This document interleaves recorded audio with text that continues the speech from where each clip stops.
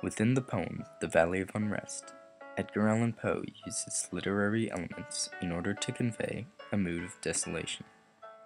The literary elements that the poem focuses on are imagery, juxtaposition, and personification.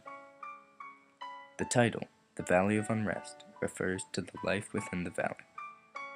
The life within the valley is restless, because it is waiting for the people who left to go to war to return.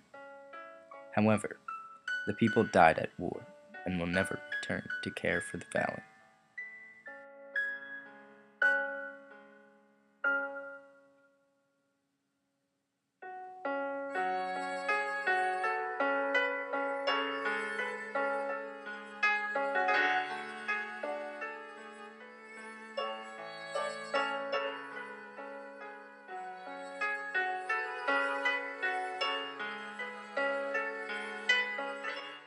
Imagery is used to express the desolate mood of the poem. Those trees that palpitate like the chill seas around the misty Hebrides. This quote shows the desolate mood because palpitate creates the image of trees shivering violently by using simile to convey this image by comparing the trees shivering to chill seas palpitating. The word misty adds to the image of a mysterious and isolated setting. The Hebrides are a cold and desolate part of Scotland, clarifying the desolate image that is created by the narrator. Furthermore, Gothic elements are used to further develop this mood by using words such as chill and misty to add a dark and cold feeling that is used within the imagery.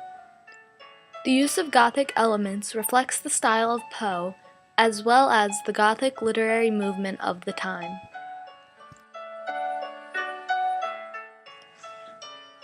Over the magic solitude, line 13. The phrase magic solitude creates an image of a vast, magical emptiness. Desolation is a state of complete emptiness, misery, or loneliness. Solitude is a lonely state to live in, indicating that the valley is lonely now that the people have died in the wars. There is no longer anyone to care for the valley. It is empty, miserable, and lonely. The adjective magic conveys the dark beauty that lies within the loneliness of the valley, using Gothic themes.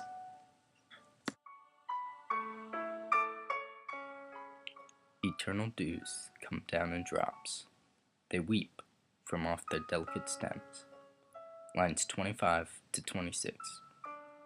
They refers to the lilies of the valley.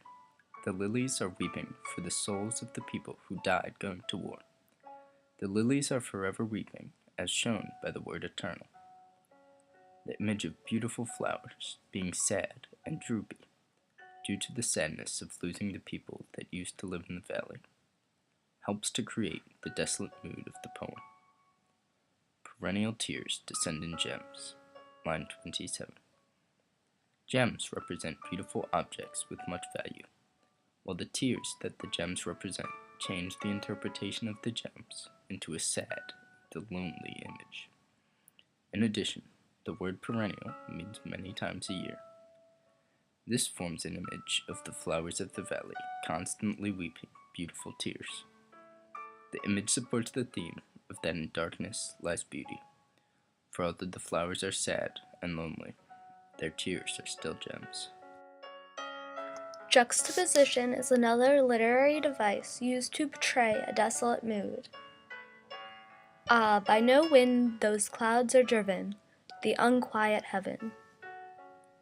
Heaven is usually portrayed as being quiet and sacred. However, in this poem, heaven is depicted as being opposite of that due to the effect of the contrasting word choice by the speaker. It is deducted that the people that went off to war have not come back and are making the usually quiet heaven restless due to their presence there. Separation of the living from the dead and isolation of the valley, now that the people have gone to heaven, can be seen through the poem. This emphasizes the idea of uneasiness throughout the poem and the reason that heaven is considered unquiet.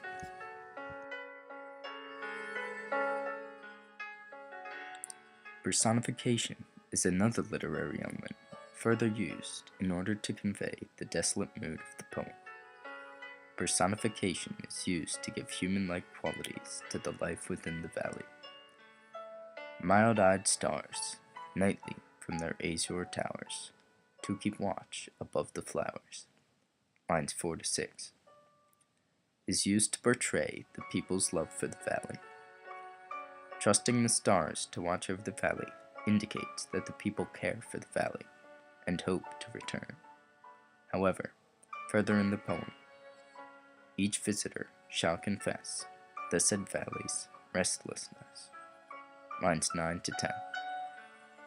The personification of the valley being restless is used to portray the distress that the valley has that the people have not yet returned. The valley is sad because it realizes that the people are likely to never return. They have died in the wars and will never return to care for the valley. Over the lilies there that wave, and weep above a nameless grave. The sadness of the valley is conveyed by depicting an image of the beautiful and pure lilies coming together to weep for the departed and say goodbye to them. The personification aids in creating a vision of fields of alluring flowers in a contrasting state of sadness and loneliness as they grieve for the loss of the people of the valley. The nameless grave is used to symbolize that anyone could be in the position of the speaker, saying goodbye to a loved one or many loved ones as they are put to rest. All day the red sunlight lazily lay. Lines 7 through 8. Personification is utilized by the speaker in order to convey the message of the beginning of the poem and how happy the valley was before all the people that lived there left to go to war. The beginning of the poem shows the valley's joy with having the people live there. The personification is used in these lines to show the playfulness and ease the valley has when the people are there. Alliteration is added to emphasize the flow and serenity of the valley at that time. Later in the poem, this idea is contrasted to show the great difference in the valley's mood. The beginning of the poem utilizes far more romantic elements than the sadder, more gothic end of the poem. The valley is happy and at ease, which directly contrasts the sadness and restlessness that is present within the valley after the people have left. So thus, the desolate mood of the poem is conveyed by the literary devices of imagery, juxtaposition, and personification. Gothic elements are also found frequently within the poem. However, romantic elements are used in the beginning to contrast these Gothic elements at the end of the poem. The Gothic elements represent the literary movement of the time period and Poe's own style, as well as further adding to the mood of desolation.